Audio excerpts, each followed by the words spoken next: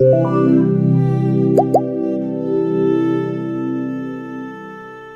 拉斯加အနောက်ပိုင်းမှာနွေဦးရာသီတော့အခုလိုစောင်းဦးရာသီမှာပါ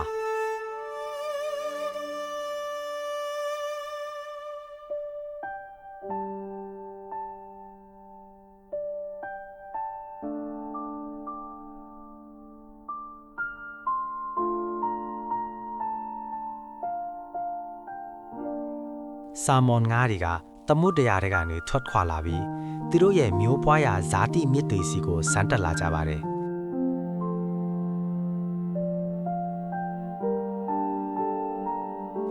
ပင်လယ်တွေကနေတောအုပ်ထဲအထိသူတို့ရဲ့ခရီးစဉ်ဟာ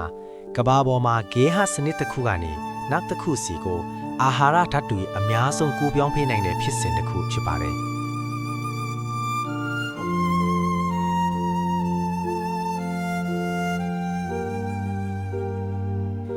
ဒီငါးတွေကဒီတောအုပ်ထဲမှာနေထိုင်ကြတဲ့အသားအစားတထဝါတွေအားလုံးအတွက်ရာသီအလိုက်ရရှိတဲ့အလွန်အရေးကြီးတဲ့အစားအစာတွေပါပဲ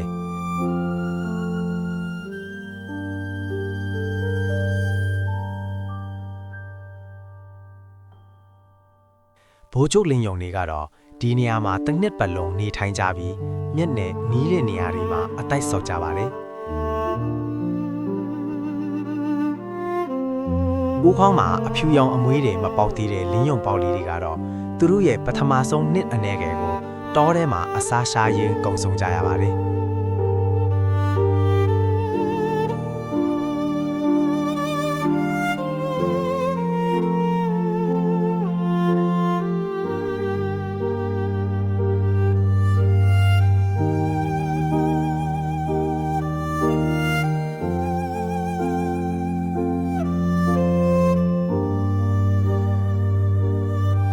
ဒါပေမဲ့အသက်4နှစ်အရွယ်ဒီလင်းယုံမလေးလိုပဲအခုဆိုရင်သူတို့ဟာနှစ်နားမှာနေရာဥဖို့စ조사နိုင်လောက်အောင်အတော်လေးကြီးထွားလာပါပြီ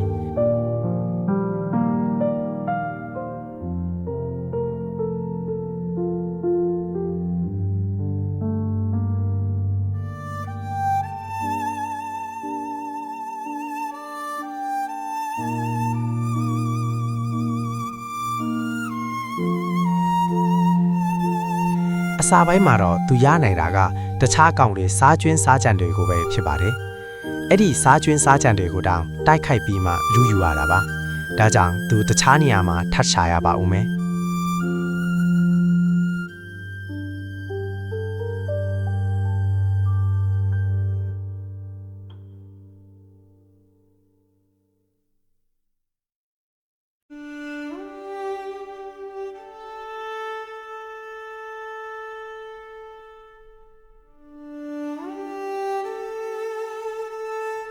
အေးပိုင်းတိုးအုပ်ကြီးကကျယ်ဝင်းပေမဲ့ဆာမွန်ငါးတွေဥဥတွေနေရာကိုတော့အသားစားတတဝါတိုင်းကတည်နေကြပါတယ်။မြစ်ရည်တွေစားခဲလာတာနဲ့အမျှအစာအထွက်ပြိုင်ဆိုင်မှုကပိုပြီးပြင်းထန်လာပါတယ်။ဒီလင်းယုံပေါက်စားလေးကကန်ကောင်းပေမဲ့သူ့ရဲ့အောင်မြင်မှုကိုတခြားကောင်တွေကချက်ချင်းတတိထားမိသွားပါတယ်။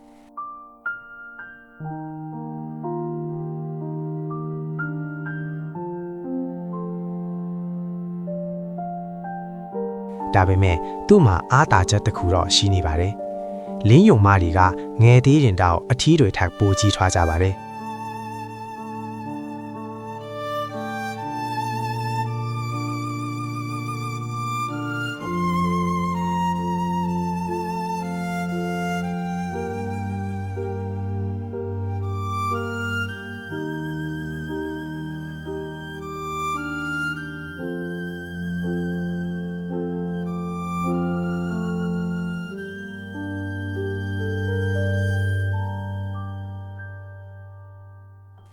ဒီလိုရှင်းတန်မှုတိုက်ပွဲမှာတော့ခန္ဓာကိုယ်အရွယ်စားကအရေးကြီးပါတယ်။စောင်းတွင်းကြီးရောက်လာတာနဲ့အမျှအငယ်ရောအကြီးပါအလွန်အမဲအေးစိတ်နဲ့တိုင်ကိုရင်ဆိုင်ကြရတော့မှာဖြစ်ပါတယ်။